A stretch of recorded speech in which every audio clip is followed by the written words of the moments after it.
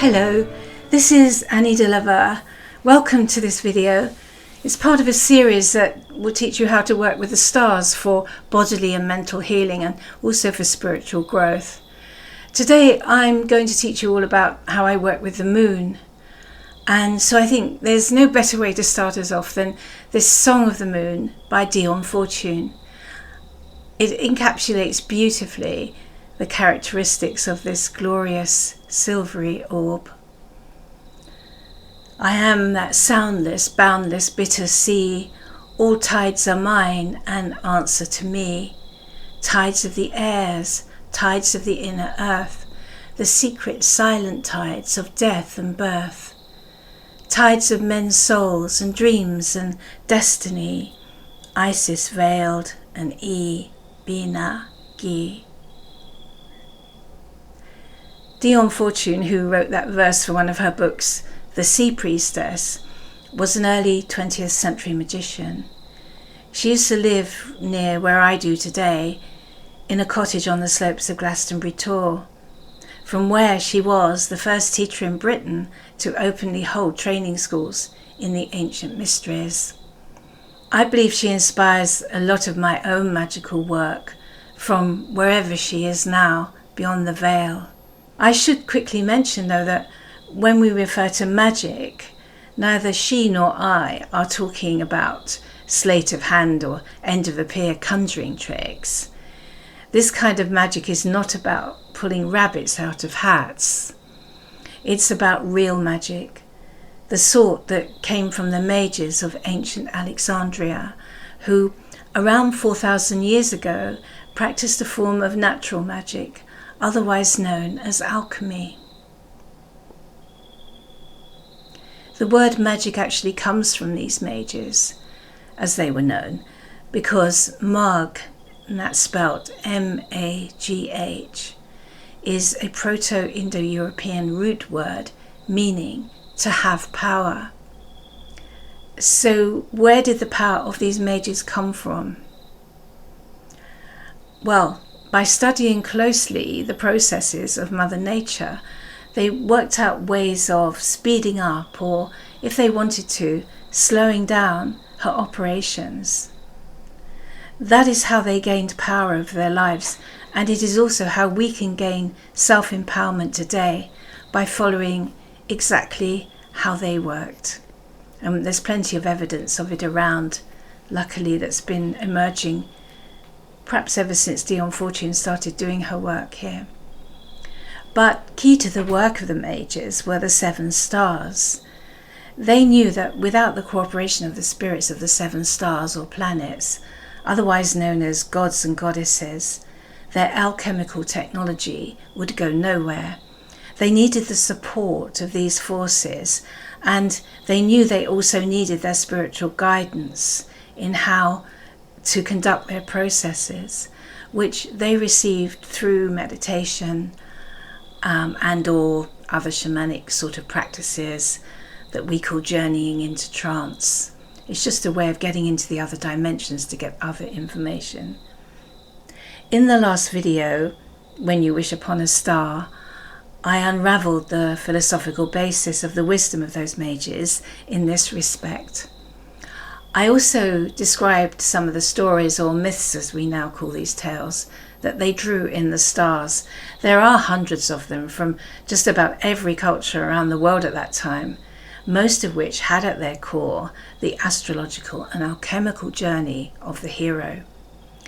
These myths were at the heart of the mystery teachings, which you can learn much more about in my book, Stories in the Stars. And they were taught in the philosophy schools in Alexandria and in fact all around the Mediterranean at that time. There were what were known as mystery groves, where people went for initiation into the mysteries and also teaching. Over the coming weeks, I will be going into much more detail about how each of those 7 stars or planets can help us to heal, so you can benefit from that knowledge too. Today I'm beginning with the moon. So let's get comfortable and I'll start delving down deeper into the real heart of the matter of the moon.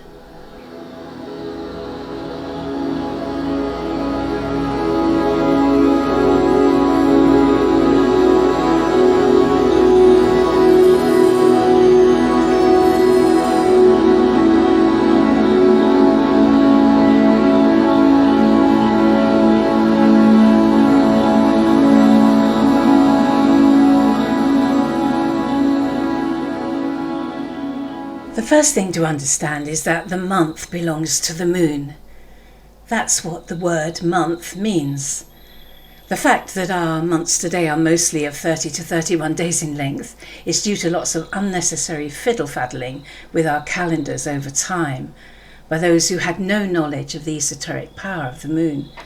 So it's only really in February that we experience the length of a true month. Magicians divide that 28-day cycle of the true month into 3 parts: maiden, mother, and crone. So when they ask the moon for help in generating growth in any direction, they pray to a waxing moon. That is, any time from the maiden new moon to the mother full moon, which marks the climax of the first fortnight. However, when they're asking for a reduction in growth, that is, for something to lessen or to disappear altogether, they work with a waning moon over that second fortnight of the true month that ends with the dark moon of the crone. Now, that makes sense to me, if only from my own experience in growing food. We plant seeds for upward growing leafy greens on that first waxing moon fortnight of the month. And then we plant seeds for downward growing root vegetables like carrots and potatoes on the second fortnight of the waning moon. I can promise you from experience that this produces a bumper harvest of both leafy vegetables and root vegetables. It actually provides far more than you'll be able to manage yourself, and you'll be sharing it over the fence with your neighbours. However, whether or not the moon is waxing or waning, I find that her advice centre, let's call it that, is always open at dawn on her day, which is Monday. So let's imagine you've set your alarm clock to wake you at dawn, and now you're sitting up in bed, rubbing the sleep out of your eyes. The next thing you might want to know is, how should I approach the moon for healing? What do I ask her for? We know what to ask her for by knowing her and her qualities. And so in this part of the video, I'm going to help you get to know her before going on to more specific remedies. We need to take a holistic approach because the characteristics of each of the 7 stars dictates its strengths and weaknesses, just as much as their position in our birth charts dictate ours. So we have to know what those characteristics are before deciding who to call on and for what. I mean, for example, if you want to buy a loaf of bread, you're unlikely to find it at the butcher's, although I must admit some butchers today do stock bread, but generally speaking you go to the baker. Similarly, if you want apples, you'll go to the greengrocer and not the undertaker, who would be Saturn in this case. So we need first to understand the character of the moon, and then all the rest will naturally unfold from that. We will know what to ask her for and when. So in a nutshell, what the sun is to fire, the moon is to water. Those fiery crystallized dragon lines that crisscross the whole earth, often wrongly called ley lines, are also invariably accompanied by rivers, brooks and streams, seemingly weaving a merry dance all around them. That is how the marriage of the sun and the moon manifests here on earth. It is our information superhighway that goes interstellar in both directions. You could think of those energy lines as telegraph wires that connect us with the cosmic forces. Now, dowsers tell us that these lines grow and contract according to the phases of the moon. When the moon is full, some are as wide as rivers in full flood, like the one sung about by Audrey Hepburn in Breakfast at Tiffany's. Moon river, wider than a mile, I'm crossing you in style someday. Oh, dream maker, you heartbreaker, wherever you're going, I'm going your way. I don't think she was singing about just any old river, whether she realized it or not. I think she was singing about the goddess who controls all the waters of the earth and its tidal flows. That's the real moon river. So considering that 2/3 of this planet is water, then she rules over a huge domain. And thus it stands to reason that the moon also rules over the ebb and flow of all the fluids of our bodies.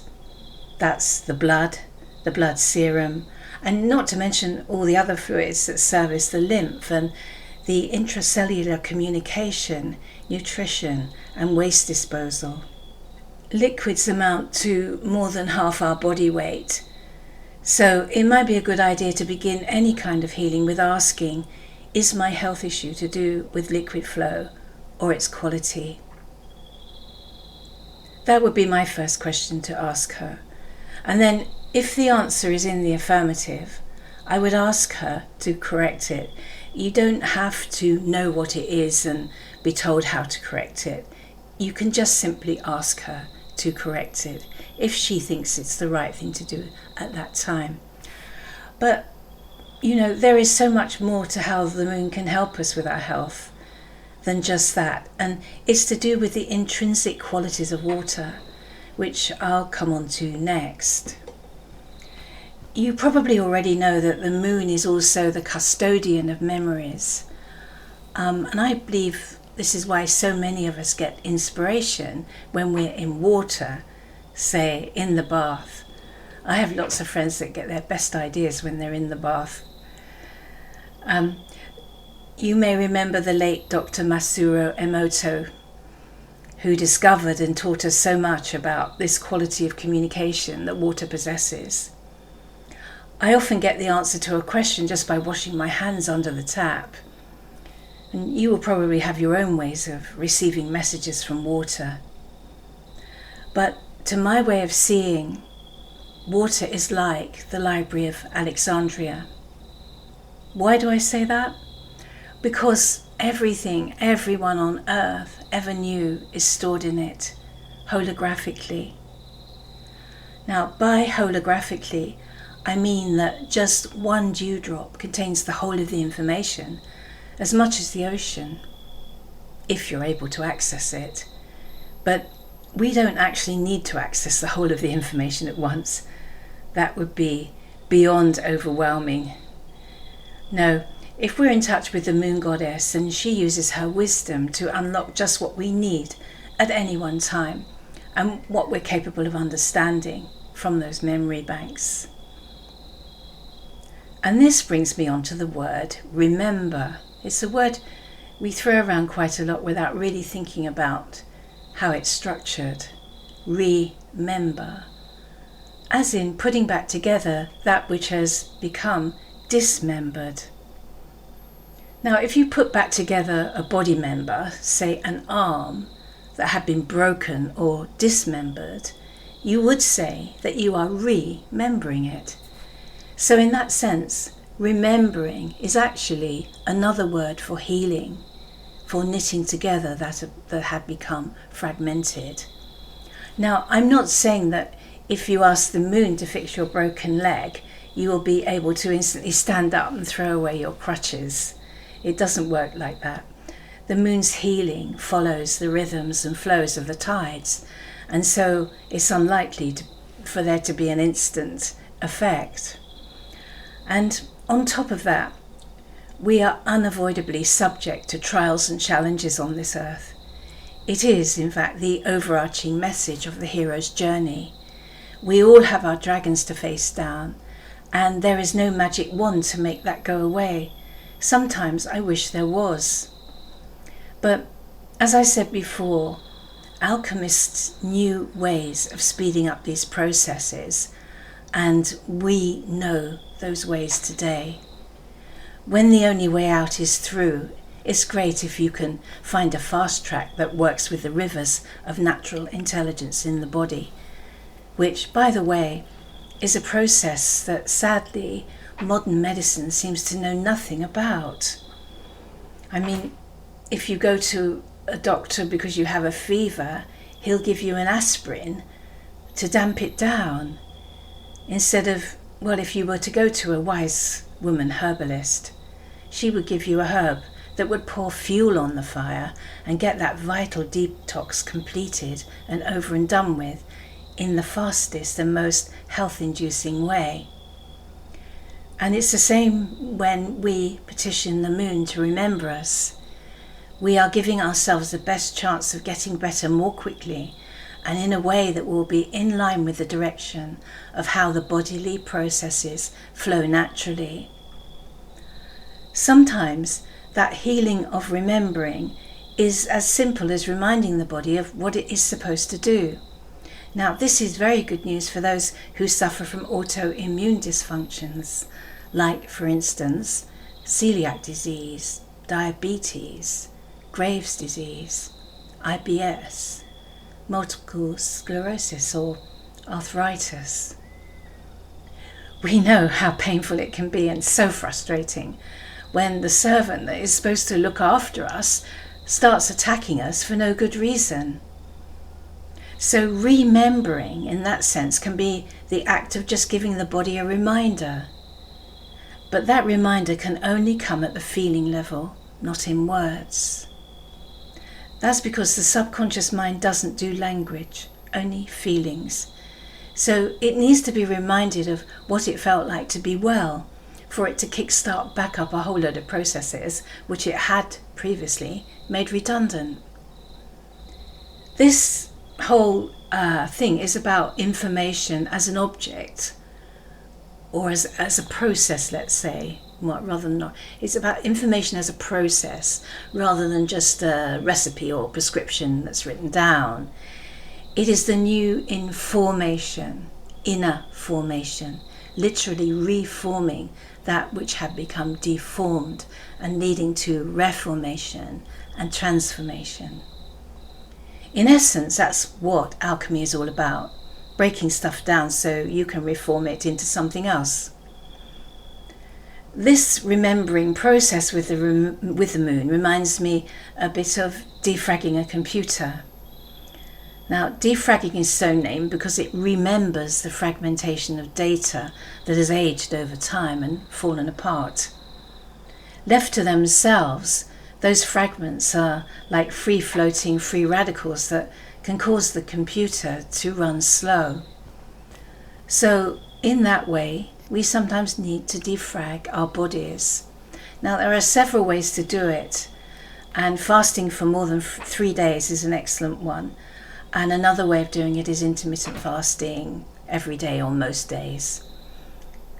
But I find there is a simpler way, and that is to ask the moon at sunrise on a Monday to remind my body of how it felt when it was in a better state of health. And I sometimes ask the moon to remember my DNA. This is because the DNA is actually the memory bank that holds the architectural blueprint of the body, which informs all the rest of the biological processes. But at the same time, don't worry over the wording too much or caveating your wishes like a lawyer. She is immensely wise and has massive intelligence. She knows exactly how to achieve what you need. She just needed you to ask her. Liquids by their very nature flow, and sometimes they can end up flowing into some quite rank, putrid-smelling pools. That's not always a bad thing. Putrefaction is the alchemical stage that's the precursor to the formation of the philosopher's stone, and this is a stone that turns all it touches into gold. According to alchemist Dennis W. Hulk, putrefaction was also referred to by alchemists as the purgation of the stone, because it was considered to be the final death to any contaminants or remnants of ego, and it was a necessary prelude to the resurrection or rebirth on a more perfect or spiritual level. End of quote.